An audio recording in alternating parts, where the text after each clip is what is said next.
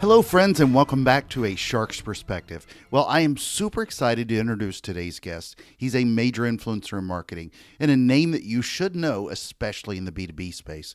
Lee Odden is the CEO and co-founder of Top Rank Marketing. He's a B2B marketing strategist, author, keynote speaker, and he's also a subject matter expert at B2B content and influencer marketing. And on this episode, we'll discuss how to achieve better B2B content marketing strategies, how to build better influencer marketing programs in the B2B space, and a lot more. So let's tune in to a top-ranked B2B marketer with a top-ranked shark on this episode of A Shark's Perspective.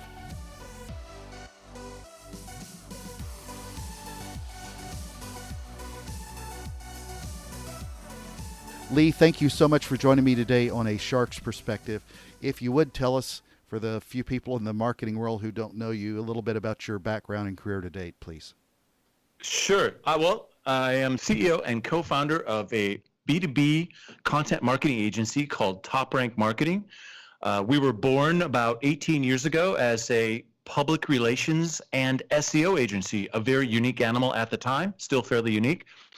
Out of that intersection came a lot of content, and we primarily focus on providing content marketing and influencer marketing solutions to B2B brands like Oracle, Dell, SAP, 3M, McKesson, and so forth. Also quite a few mid-market brands.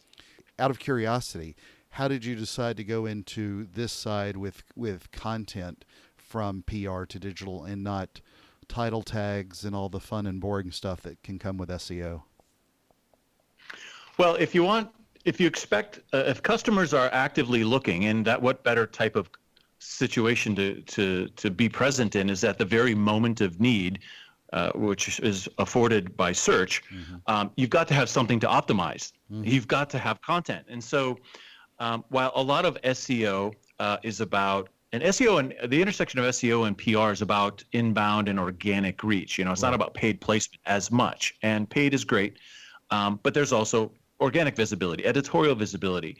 And so certainly there's a role to be played in terms of what we like to be create as best answer content. How can our client become the best answer for what customers are looking for? And that requires content, but also requires credibility. So the combination of media placements and industry publications and that the corroboration of also appearing on those same topics through search queries and organic via Google or Bing or whatever, is a powerful 1-2 punch. And so that's really out of necessity and out of opportunity that the focus on content came.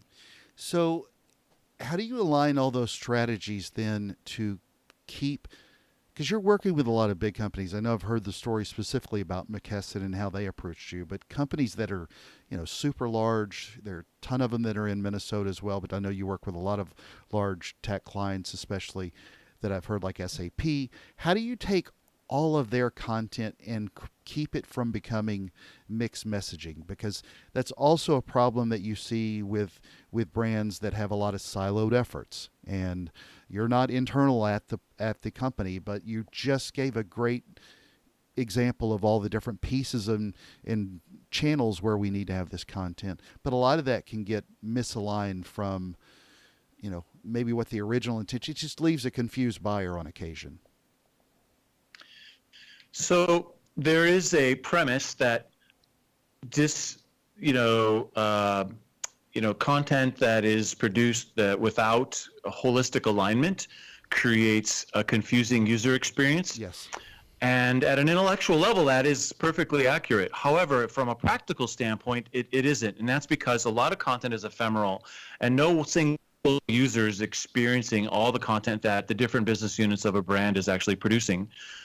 And yet, at the same time, there is opportunity to create a continuous to create continuity across channels that are specific to a particular customer.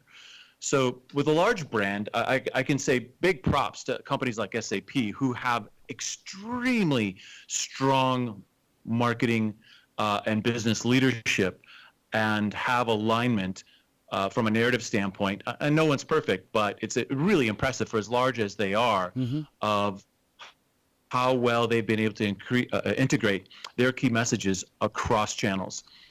more often in our experience, we're being engaged to solve fairly specific marketing problems for a business unit. So we're not responsible for managing all of the content for a Fortune 500 company. We're responsible for generating demand and leads for a particular situation. And in that situation, in that universe of customers, we're going to find out this intersection of what it is that the customers care about, what are the key messages representing the solution, find where those reconcile, and then make sure that topic specificity is present in the editorial plan that drives the whole campaign. Sure. And that's where you have continuity of message across channels. Well, another channel for all businesses, I've been in this space before, and I hearken back to it. The thought of this often is, how do you go about explaining to businesses today the value of content marketing, especially in B2B, which has a longer tail, for so many that have the pressure of driving sales?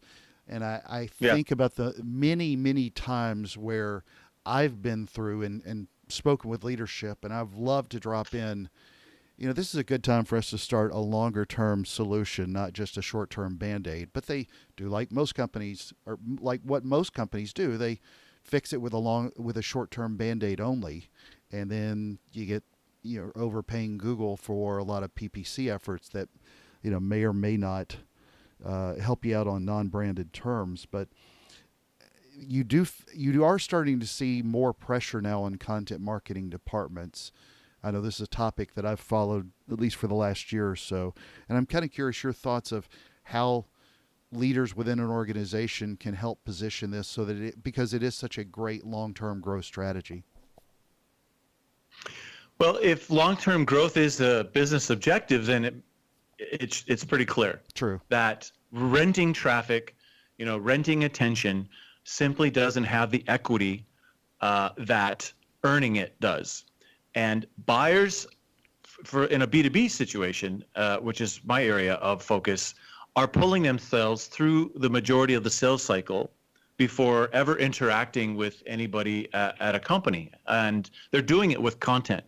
So if a company is exclusively relying upon paid media, for example, that's a commodity sort of situation in that they're just one piece of information that most buyers are ignoring anyway, competing against many others doing the very same thing.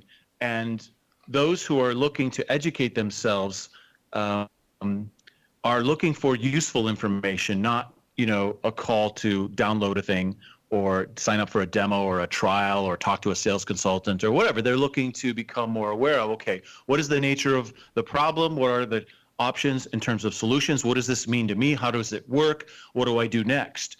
And when they can connect with a brand early in the sales cycle or the buyer journey in terms of how to answer those questions, then that brand that's able to deliver on that information and help that buyer solve those information problems is going to create a very strong affinity with that buyer. And the buyer's going to go bounce around as they do, going to search, social, resource, white papers, conferences, influencers. They're going to get information from all these different sources. And ultimately, when they make that decision, they're going to think about, what brand provided the information that was most useful, what brand moved them closer to confidence. And it's really tough to do that exclusively from a paid media standpoint. Doing it with a combination of content and media, that's extra powerful, absolutely, extra targeted, and extra meaningful. Yeah, I for years have been trying to tell people that in my little way that we are trying to solve complex and yet specific problems for customers. So, I know you've been blogging for eons, but with a million plus words now, but what kind of guidance do you give new companies who are developing content, especially a lot of your entrepreneurs who are trying to, don't have $1 million to spend for an ad budget, but, they're trying to first tackle content marketing type efforts? What kind of guidance do you give them?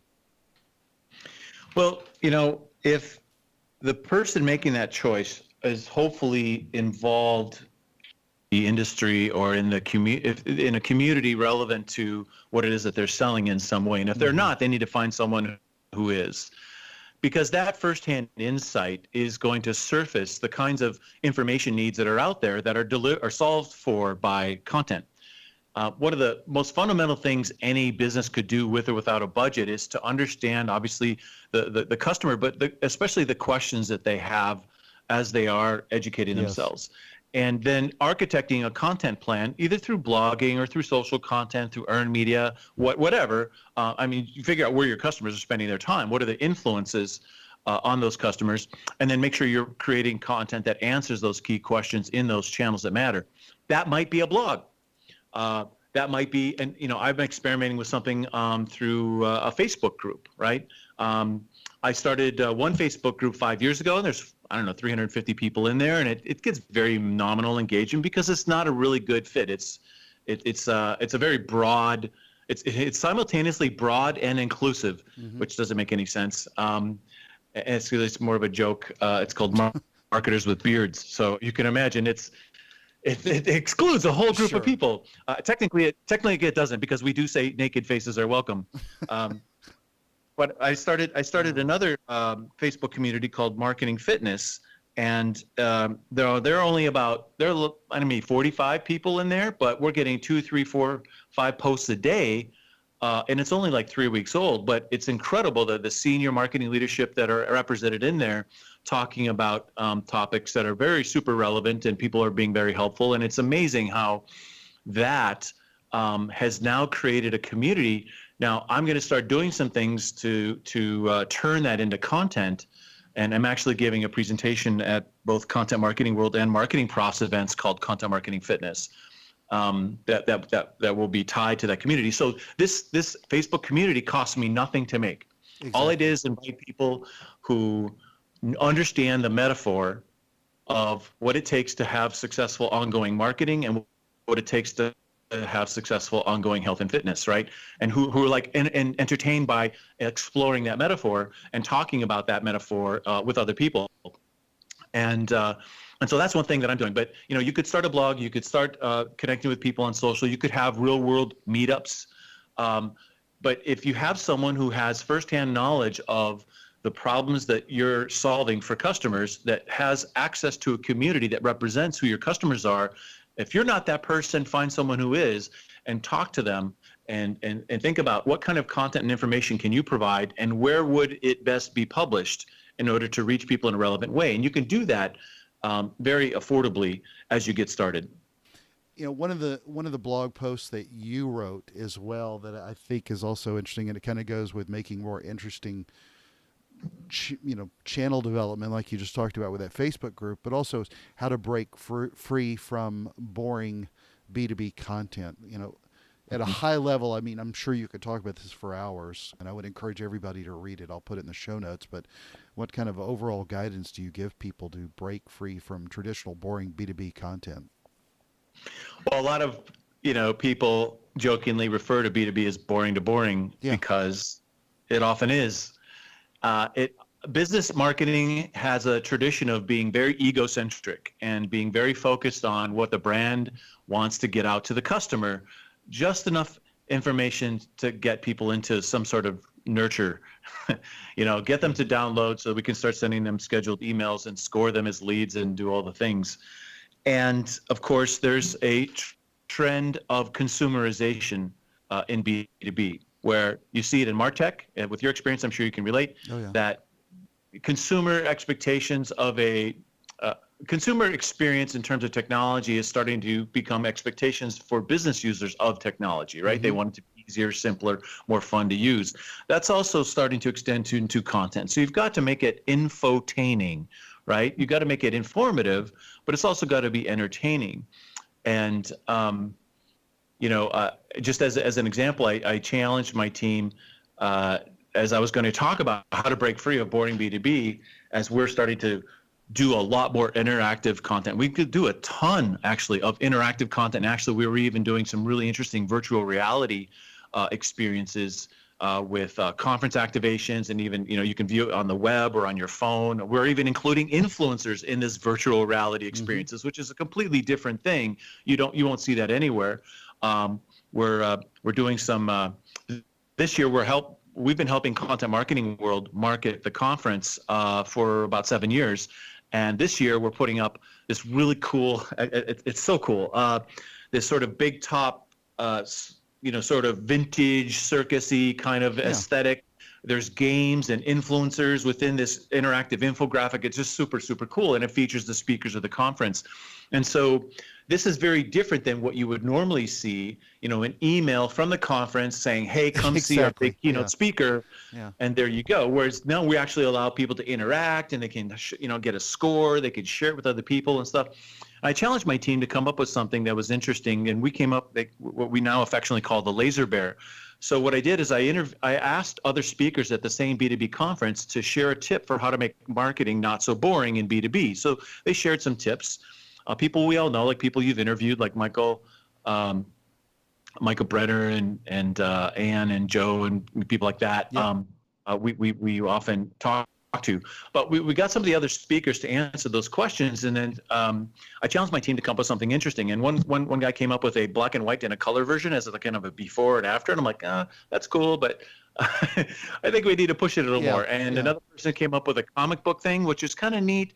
But another fellow, Patrick, on our team, came up with, I don't know, I guess, and if you were proportionate, it'd be about a 1,500-foot bear with lasers coming out of his eyes. And as the lasers spread across the screen, they painted in the pictures of the influencers that were contributing to this asset. And I don't know, there's just all very colorful, interactive, and that's the theme. That aesthetic is that asset we published before the event to help promote the event, and the fact that I was giving a presentation on the topic. And as I shared that and the promo video that went with it, people were literally going, I want that. I want that. Right. And they didn't even read the content, which is crazy to me, but, and other people were talking about it. So I think there's an opportunity for people to find out what the laser bear is in their own industry, right? Like, what is the aesthetic? What's the metaphor that could really resonate? Because it doesn't all have to be, specs. It doesn't all have to be, the technical side or the theoretical or intellectual side. I mean, certainly those things play a role, but people are looking for some fun, but it's got to be in the context of actually solving a problem. And I think, and like I said, we call that the laser bear. If you can find a laser bear for your company, you can really get an incredible amount of mileage out of that content investment. I'm looking at the bear now, the cartoon background. Is that the Minneapolis skyline? To me, it's the Godbera. It's bear plus Godzilla with the laser eyes. I think it's fantastic. As you scroll down, you'll see the shark coming in, and there's a dog driving a car, and all kinds of fun stuff. Yeah. So with the temperature changing, if you will, with how consumers engage with brands, especially in social, I mean, where we see likes and shares at 1-2%. What kind of questions and reactions are you getting from businesses who look at B2B engagement on a blog or a social post or any other form of content? Well, certainly you can look at studies from BuzzSumo on B2B specifically, and you see the average post gets about 8 shares. Yeah. And I was looking at our own stats from 2 years ago, and we were getting over 1,000 shares on average per blog post. Mm-hmm. And of course, that number's gone down for a couple of reasons since then. One, LinkedIn does not make their data public anymore. So, of course, as a B2B focused content source, LinkedIn is, a huge source of social engagement for us. And so we really can't count that anymore. And as a general rule, shares are down across all sites. The average shares are nowhere near what they used to be. And yet, we're still doing way better than the average, certainly better than 8. I mean, we're still, anywhere from, 400, 500, 600 a post in some cases, not all the time. But so the thing is what does that represent? Because there's a liking or social share is a superficial act in most cases. Absolutely. A lot of people aren't even drilling down to actually view the content. So, you really have to think about this in context, and you have to correlate. What is the social share activity correlated with the click-through and the page view and the path through content consumption in terms of services pages and other KPIs like, subscribe, download, trial, and so forth. So you really got to create, think about it in context. Otherwise, what's the point if someone shares something if they never actually see your content? You haven't converted them, you haven't persuaded them, you haven't educated them. All they've seen is the headline. So I think it's important for folks to understand in context what the social share metric actually means and correlate that with other outcomes, other KPIs that are important. One of the ways that obviously brands are doing that more today is really trying to humanize more of their brands. And Lee, I'm not sure if you've heard of this new fad in marketing called influencer marketing, but considering you're a top marketing influencer yourself, I'm just going to guess you have. So in all seriousness, though, one of the additional reasons I wanted to speak with you was because of your expertise in both B2B and influencer marketing. And I speak at a few conferences as well. And I'm fairly often now being asked a lot more about influencer marketing than I was in the past, but not in just the B2C space, but also in B2B. And the first question that often comes up is, how do you find a B2B influencer? How do you engage with one? And would love to get your take on this, because I think so many people are sort of ingrained with the idea that with influencers that it's the Instagram young girl hawking a fashion brand or makeup product, and obviously in B2B it's completely different. Yes, it is. I'd say one of the biggest differences between B2B and B2C influencers is that B2B influencers actually have to have expertise. Yeah. They can't just be self-proclaimed influencers modeling their selfie behaviors after others who are actual celebrities. So in B2B, you do need domain expertise, and really I define influencer marketing as working with internal and external subject matter experts that have active networks who are capable of publishing in a way that creates mutual value both for the brand and for the influencer, right? So this isn't an ad buy in B2B especially. This is not an ad buy. You can do that, and that is a growing area within B2B. I've recently published an infographic citing major B2B influencer marketing trends, which is published on our site and over on social media today. All you have to do is literally just Google B2B influencer marketing trends on Google and you'll find it. But today, actually, my associate Ashley Zeckman just published a really good answer to your question, what you should be looking for to find B2B influencers. And people can find that at toprankblog.com, plus a ton of other articles on the topic. But essentially, it starts, speaking of topic, that it starts with understanding what is the topic that is, what do you want to be influential about? What's a topic that's important to your customers, that's a good characterization of how you want to be known relative to your solution? What are those topics? Usually there's a cluster of topics. Then you need to find people who are influential about those topics. Find opportunities to partner with them, co-create content in a way that inspires the influencer to share the content with their audiences who you're actually trying to reach, and to share it in a credible way. And executing on that obviously is a lot more involved than just following the words. We do a variety of different things because no situation is the same. Some brands already have relationships with influencers. Some brands are already socially listening, so they have an idea of who's raising their hand as a brand advocate, and they already know what clients they have that are also influential, that are saying good things about the brand, and they may do a pilot with people that are already brand friendly and have a measure of influence, which, by the way, is a lot more than just popularity. It would be ridiculous just to engage with someone as an influencer just because they have a lot of LinkedIn or Twitter followers. Yes. There needs to be evidence that they are influencing other people. And we use software to make that determination.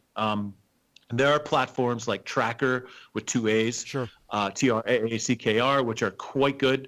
Analytica is another one. And then there are other lower cost tools like BuzzSumo and stuff like that might be able to surface individuals as opportunities for you to engage with. But you've got to understand what the topic is first and find people who are influential about that topic.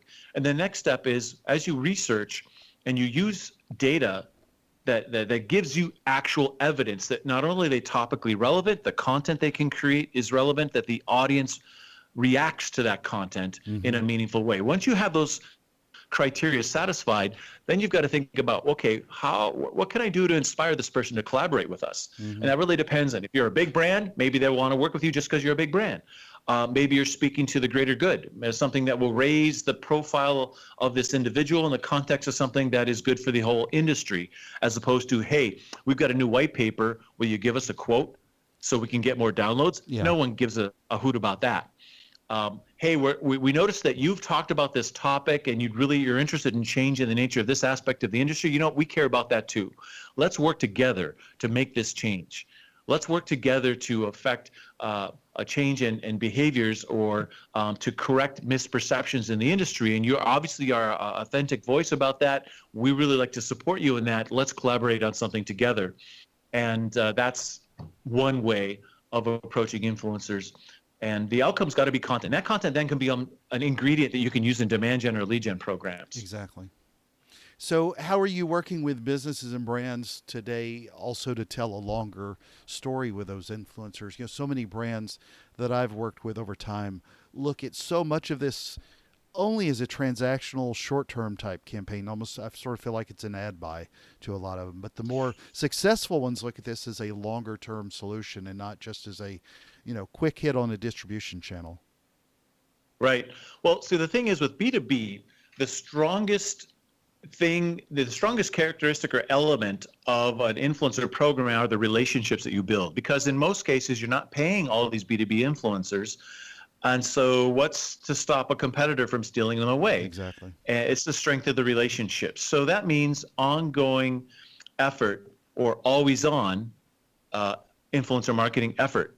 So we happen to work with LinkedIn in a variety of ways. We've been doing content for LinkedIn marketing and sales solutions for 6, 7, 8 years, something like that, maybe 7 years.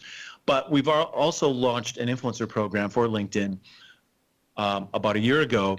And they are playing the long game, and it's so insightful, their approach. They are so it's smart. Yeah. Fundamentally, they're just smart about the way they're going about it. Sure.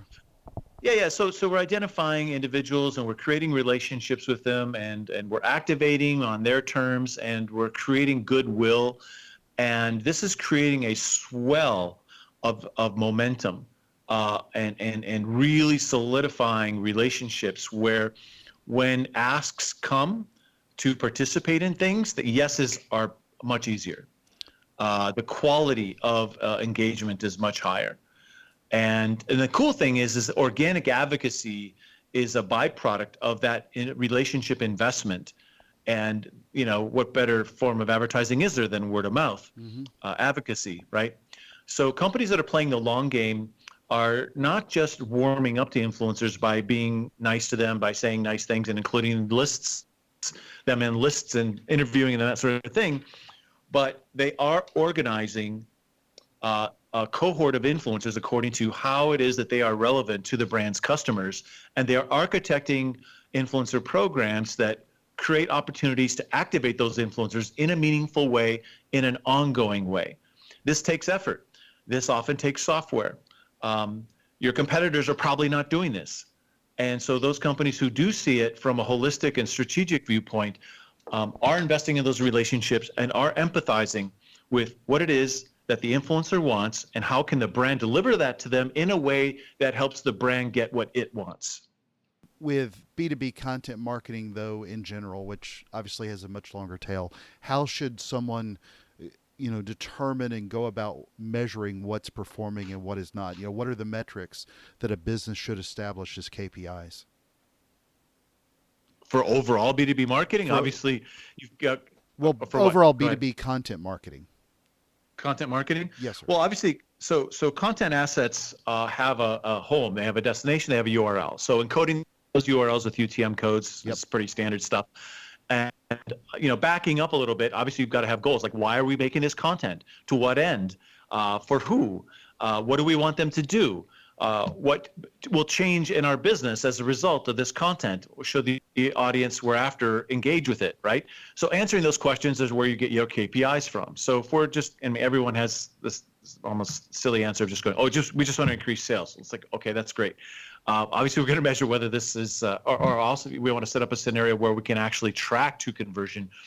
But it's also the way in which we engage them matters too. So we use an attract, engage, convert model, and that's a very simplified model.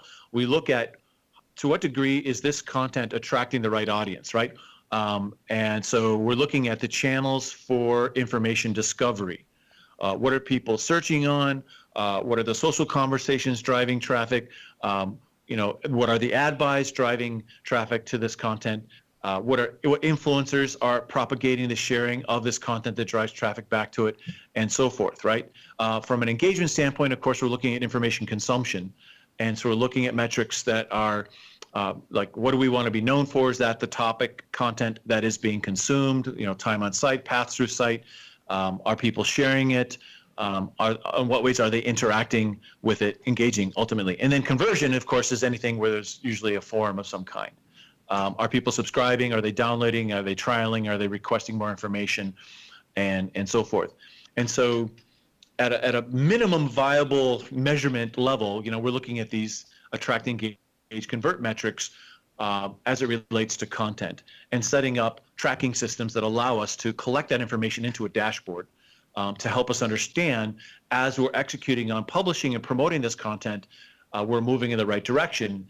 And with a dashboard that can give you relatively real-time data, you're able to adjust a little bit, especially if you have a long-term program that allows you to make changes in how you're targeting the keyword, especially on the advertising side in terms of targeting. Lee, so you're in the land of 10,000 plus lakes, and the only shark that I've ever seen in Minnesota was the sand tiger shark in the Mall of America at the Sea Life Aquarium. But I have to ask, because you're on a shark's perspective, what is your favorite kind of shark and why? Favorite? The great white, because it's badass. Thank you. Hello. Thank you. Lee, it is that special time in the show. Are you ready for the 5 most interesting, important questions that you're going to be asked today? I guess we'll find out. All right, here we go. Number 1, Viking quarterbacks, Fran Tarkenton or Brett Favre? Fran Tarkenton. I'm old. Brett Favre was only there a couple of years anyway, so he was fun. But when I grew up, it was Fran Tarkenton. And you've also had a lot of good quarterbacks do 1 and 2 year stints there. I mean, you had Dante Culpepper for a while when he was pretty good. Warren Moon. Yes. There was some. Randall Cunningham was there. It's crazy to think all the talent that went through, but Fran's the man. So, all right, number 2, content marketing or influencer marketing? For me, they're the same thing. Okay, I'll give you that one. You are the exception to that. Number 3, the beaches of Lake Superior or any beach anywhere in Florida? Well, it's anywhere in Florida. I'll take a beach in Florida. I'll take a beach in Florida, man. It's got to be warm. The beach, there's no beach in Lake Superior. It's all rocks, and it's although it's it's probably a lot more scenic for your northern, the evergreens, the majestic lighthouse type of photography and stuff. It's pretty awesome. And if you like the cold like I do, it's painful. There's no cooler picture to have at 25, 30 below zero. And seeing all the ice and the water and the shore, it's the fog and everything. It's pretty cool. Yeah, I bet. All right, number 4, LinkedIn or Twitter? LinkedIn. Thank you. Number 5, and the most important question that you're going to be asked today, is biscuits or cornbread? Cornbread. Thank you. So Lee, where can people find out more about you, get your thoughts, get a copy of the book, read the blog that with what is probably the best $10 purchase you've ever made in your life with marketingblog.com?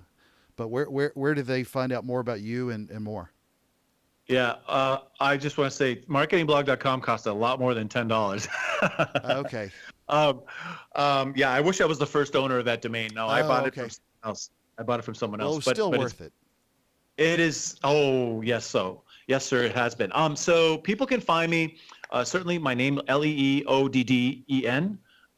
It's pronounced not like it's spelled at all. Yeah. Lee Odden, like Minnesota, and they can find me on Twitter.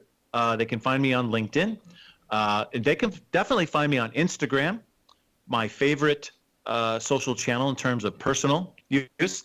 Um, and marketingblog.com is a great place. And I don't post there often as I used to, but I have a incredibly smart and talented team that are responsible for all the magic that's happening here with all those big brands that I mentioned before.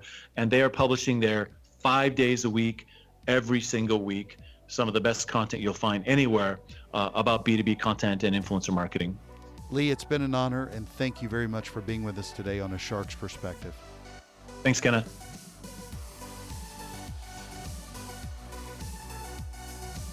So there was my conversation with Lee Odden, the CEO and co-founder of Top Rank Marketing, a B2B marketing strategist, author, keynote speaker, and he's also a subject matter expert at B2B content and influencer marketing. Let's take a look at 3 key takeaways from our conversation with him.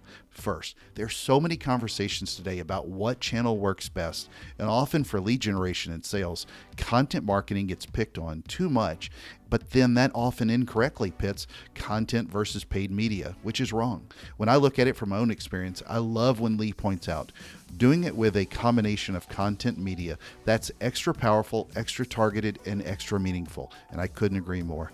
Second, make sure you're creating content in the channels that matter. A lot of people simply run through a cookie cutter approach of writing blogs and then posting some of those blogs or snippets of them on various social channels, but make sure that you look at where your audience lives. They may not be on Instagram, for example, and B2B content is often better served elsewhere. It simply depends on what channels your audience uses. But that also means that if your content is primarily for LinkedIn, again, for an example, it also means that B2B content does not have to be boring to boring content. You just have to be more creative in your approach to your customers with better content. And that applies to any content. It's still humans consuming the content. And as Lee said, it doesn't have to be all specs. It can be infotaining as long as it makes the point. So as Lee said, find your laser bear, or at least in my case, laser shark, and just make your content better. Third, B2B influencers actually have to have expertise as opposed to fame and followers that so many people fall into the normal trap of thinking about regularly with influencers. Find out what you as a brand want to be influential about, and then pick a topic that's relative to your solution. As he pointed out, a huge number of followers isn't evidence of influence, and I could not agree more with that. I've worked with quite a few influencers in B2B myself for clients, and there were many names that I never heard of the influencer, but then again, so many of them had a tremendous level of influence in that particular vertical. Another reminder for those working with B2B influencers, as he points out, is influencer marketing for B2B is built on relationships. Play the long game. It's much more than just your solution, so keep that in mind. Got a question? Send me an email to kenneth@asharksperspective.com. Thank you for the privilege of your time. So as another son of Odin once said, the mighty Thor proclaimed, "We drank, we fought. He made his ancestors proud." So be a marketing avenger and join us on the next episode of A Shark's Perspective.